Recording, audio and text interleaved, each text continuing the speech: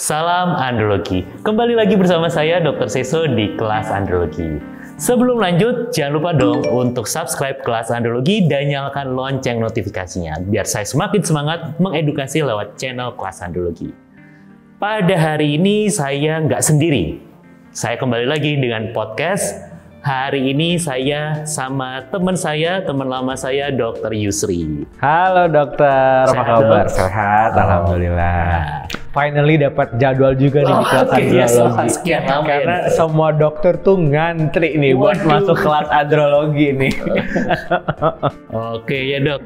Ya. Gimana kesibukannya dok? Ya praktek tiap hari. Cuma karena pasiennya pasien sehat jadi ya. Okay. Ya begitulah, santai. Pasien saya juga pasien sehat. Iya, kita pasien sehat semua ya. Iya, tapi secara batin ya. secara batin dok. Kalau aku sih alhamdulillah pasiennya sehat beneran harus saya gitu datang. Gak tahu juga sih, kata ada insecure. Insecure tuh batin ini tersiksa. Iya benar. Aku praktek tiap hari praktek aja sih dok. Oke. Pagi online, siang offline, sore udah bisa santai. Oke, alamatnya dok ini. Biar. Aku praktek di Jalan Kabupaten nomor 7 Sleman, Jogja, Klinik DRYD. Klinik kecantikan, bukan kalau ke andrologi ke dokter Seso. Klinik kecantikan ya, DRYD dok. Betul. Oke. Dok, pada hari ini saya mau bahas nih, karena kebetulan ini saya juga mengalaminya. Oke. Alopecia androgenetik. Oke. Nah, apa sih gitu kan? Ya, alopecia itu kebotakan lah. Botak, betul. Kebotakan. Nah, banyak yang nanya, dok, kenapa sih kok bisa saya botak gitu ya? Biasanya kan cowok ya. Betul. Oh, bisa cewek juga ya? Cewek juga ada, cuman emang commonly untuk case itu pasti cowok yang datang. Oke. Nah, banyak yang nanya, dok, apakah karena saya salah pakai sampo, kebanyakan pakai topi, atau kan tadi ada istilahnya ya, alopecia androgenetik. Ya, sekilas tentang apa sih dok itu? Oke, sebenarnya ini partnya nih kita bisa collab-nya tuh pas nih ya, karena sebenarnya yang bisa ngomongin tentang hormonal tuh ya di field-nya dokter dan juga di anti-aging. Yang pasti kalau yang kesini itu tadi ya dari namanya udah androgenetik, berarti pasti udah ada hubungannya di bol tuh ada genetik-genetiknya. Betul. Cuman yang di highlight biasanya emang ada hubungan hormonal juga tuh. Jadi kalau gampangnya nih gini, ya semua orang bisa botak, cuman kalau botak dini itu yang akan jadi mengganggu. Jadi harus terima dulu, ya botak ya udah botak gitu. Dininya ini gimana dok? Nah, dininya umur berapa? Betul. Kita bisa pukul rata kayaknya itu 30 ke bawah atau 35 ke bawah. Nah, itu yang udah bisa jadi agak insecure tuh. Karena seharusnya biasanya kalau kita ngomongin hormon tuh kan dia kayak makin tua pasti akan ada turunnya gitu ya. Betul. Secara normal. Optimalnya kan 25 tahun betul ya sebenarnya? 25 sudah harus maksimal, kalau dia turun. Mau cewek-cewek mau kayak gitu ya dok ya. Semua hormonal akan gitu. Dia peak di 25, lama-lama dia akan turun. Nah, penurunan ini nih yang seharusnya bisa kita tekan atau kita bikin delay. Oke, benar. Bukan anti-aging itu berarti menolak tua, bukan ya? Jadi kita kalau perlambat. Betul. Jadi kalau di estetik di anti-aging sekalian mengedukasi nih teman-teman, jangan bayangin kalau dokternya bilang dokter anti-aging lalu dokternya wah anti tua nih ngelawan takdir jadi ribet gitu ya. Kita hanya yang sehat kita pertahanin sehat, yang bisa kita delay prosesnya kita bikin delay. Salah satunya adalah alopecia tadi. Tadi aku bilang kalau botak tuh di usia tua ya wajar, berhubungan dengan testosteron, hormonal ya pasti akan rambut jadinya tidak bertumbuh lagi, growth factor hilang dan lain-lain. Tapi kalau misalnya belum 35 kok mulai tengah-tengah gitu atau pinggir gitu ya udah rontok terus jadi bagian tangannya udah hilang gitu sebelum 30 apalagi atau bahkan sekarang tuh lebih early. Paling pasienku ada yang 25, 26, di bawah 20, di bawah 25 ya 24 tuh kayak kuliah akhir pas wisuda awal kok jadi kayak opa-opa sendiri yang wisuda yang kayaknya masih opa double cake. Nah itu sih bagus. Nah itu yang akhirnya jadinya kayaknya kamu harus dikoreksi. Oke. Gitu. Cuman ngoreksinya ini yang juga mesti hati-hati dok. Kadang ngerasa kayak pakai sampo. Sekalian jadi kita bisa lihat mitos faktanya ya. Sampoin aja nih pasti bisa diklaim bisa nembuhin rambut. Sampo ini dok. Tidak sesimpel itu. Hewan tertentu dok. Benar. Tidak sesimpel itu. Sampo kuda. Benar ya. Sampo kuda. Atau makan ini bisa numbuhin rambut. Nggak sesimpel itu. Kata di berhubungan sama genetik, berhubungan sama hormon. Kita mesti melihatnya dengan holistik. Oke. Gitu. Tadi androgenetik, androgen, hormon pada pria ya, dan genetik. Kebetulan emang ayah saya juga agak botak dok. Oke. Tapi saya ngelihat kok adik-adik saya enggak. Oke. Dua adik saya, satu enggak, satunya lagi yang almarhum juga enggak. Nah, berarti apakah berarti memang ada yang namanya gen itu ada autosomal, dominan, resesif dan lain sebagainya ya. Betul. Nggak selalu betul nggak ya. selalu. Jadi gampangannya ada yang pas kena dikasih, ada yang nggak dikasih gitu. Jadi berdoanya dapatnya yang bagus-bagus aja gennya. Iya, rezeki. Atau kalau emang sudah kayak udah kena gitu ya udahlah bagian lainnya dapat yang bagus-bagusnya deh. Oke. Nah, kenapa ya, Dok? Ya. Oke, ayah saya ya gitu ya. Di atas usia 40 tahun, 50 Centang tahun. ya, confirm. Mami saya juga. Oke. Nah, kebotakan Dapat pada juga. perempuan kan Juga ada gitu ya. Nah, jadi benar, oh iya, memang ada faktor genetik. Genetiknya ada. Lah, lalu juga ada yang nanya, Dok, berarti saya kekurangan hormon testosteron ya, Dok, sehingga gimana, Dok? Kekurangan hormon testosteron sehingga Kita nggak bisa bikin jadi lebih simpel, jadi lebih kompleks. Jadi tidak perlu untuk hanya mikir, wah berarti ini judge me, aku berarti kekurangan testosteron gitu, nggak bisa juga. Karena banyak faktornya juga, misalnya kayak tadi dokter Soso udah bilang gitu ya, ada yang diturunin, misalnya oh iya nih, confirm nih di papa saya ada, ibu saya juga ada, tapi ada saya nggak ada, tapi saya kena misalnya gitu ya, saya juga ada mulai rontok-rontoknya nih. Nah, kadang bukan berarti kamu yang tidak sudah kurang, biasanya mungkin kurangnya nggak banyak-banyak amat, tapi berhubungan dengan tadi dokter udah bilang pakai topi, stres kerjaan, ya istirahat, itu semua jadi Stress bikin sekolah getting worse. Stres sekolah, banyak mikir itu mitos nggak ya? Mungkin itu berhubungan sama hormonal yang lain juga kan, hormon stres juga. Jadi satu case faktornya tuh bisa banyak. Oke, betul. Gitu. Walaupun rootnya, akarnya adalah hormon dan turunan. Oke. Hormon apa, Dok? Kan sebenarnya gini, kalau misalnya saya suruh periksa hormon testosteron, nah tapi sebenarnya kan hormon DHT, betul ya? Betul. Dihidrotestosteron, betul. Yang itu kita bilangnya gimana ya? Itu kayak yang atasnya lagi ya, atau gimana gitu? Iya benar ya. Akarnya lagi nih.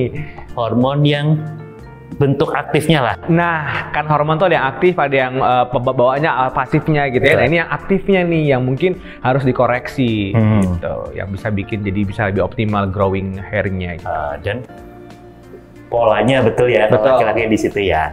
Polanya iya khas ya. Si alopecia itu pasti yang nonton juga, itu kayak lagi ngomongin gue tuh, bentuknya khas. Oke.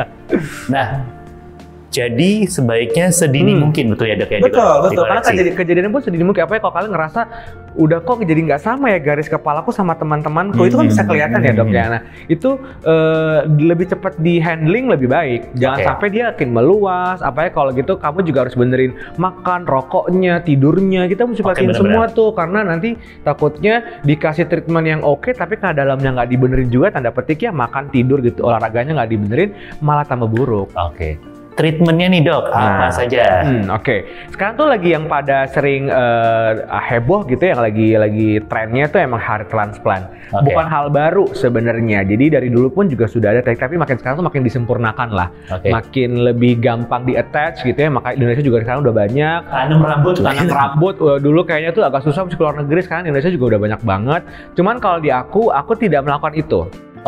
Biasanya aku lakukan secara holistik, lalu aku akan bilang ke pasien, aku tidak akan mengklaim kalau kamu treatment ini rambut tuh pasti akan tumbuh. Karena itu agak terlalu melawan takdir gitu ya. Tadi kita udah ngomong ya, hormon sama genetik turunan. Jadi yang bisa kita lakukan, aku pribadi lakukan adalah meminimalisir, lalu paling nggak mendistraksi yang tadinya udah botak banget jadi nggak terlalu botak.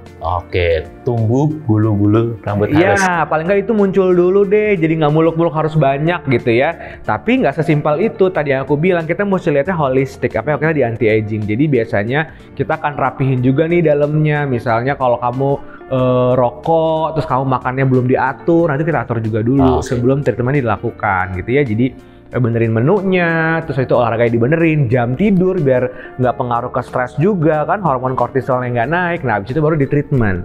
Treatmentnya ini ada yang di home treatment, sama yang di klinik. Yang di klinik biasanya kita akan mix serum sama kita bilangnya juga PRP yang diambil darah.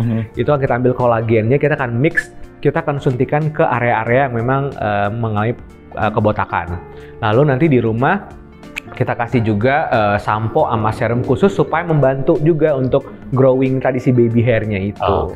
Nah, karena banyak ya yang ada di internet Iya, dijual bebas, Iya, benar iya. ya? Minoxidil, itu Betul. namanya. Itu ingredients yang paling terkenal ya, Minoxidil semprot ya, gitu ya. Iya. Lalu juga obat minum ya, betul ya? Betul. Nah, tapi karena pengalaman saya, it works, gitu ya. It works. Semprot itu. Tapi sampai kapan? Benar. Ketika saya bosan dan ada keluhan sampai Benar. iritasi. Benar. Ya, manusiawi saya pakai sampai let's say 2 tahun lebih. Oke. Tapi Tumbuh setelah, ya. Tapi setelah Setelah itu gitu. kembali lagi dengan cepat. Nah, ini jadi penting nih buat teman-teman yang nonton. Maksudku adalah dokter dari sudut pandang androlog aja bisa bilang bahwa mau sampai kapan, Betul. bener kan?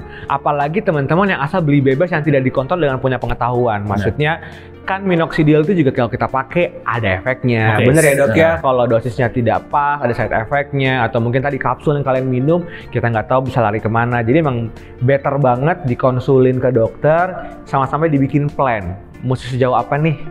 Sama yang paling penting adalah tadi mindset. Jangan pernah bayangin, ini akan tumbuh full. Bukan bikin kamu pesimis sih, tapi diturunin aja ekspektasinya. Jadi jalannya enak gitu. At least, ya. iya kan? At least kayak, aku bisa lebih pede dengan rambutku tidak sekinclong ini. Tapi mulai ada, oke lah, jadi tumbuh rame gitu bagian depan gitu.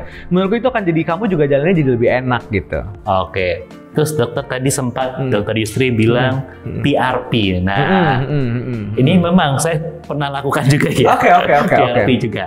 Nah, itu gimana sih dok? PRP-nya tuh seberapa rutin kah dan harus bagaimana mekanismenya ya? Oke. Oh iya, mekanismenya aja lah dok, biar gampang. Jadi biar yang belum tahu dulu, PRP itu platelet rich plasma. Jadi sebenarnya nggak cuma di kecantikan yang pakai, teman-teman di ortoped juga kadang mereka akan suntikin ke pain gitu ya, ke tulang juga, dokter saraf juga ada yang ngelakuin itu.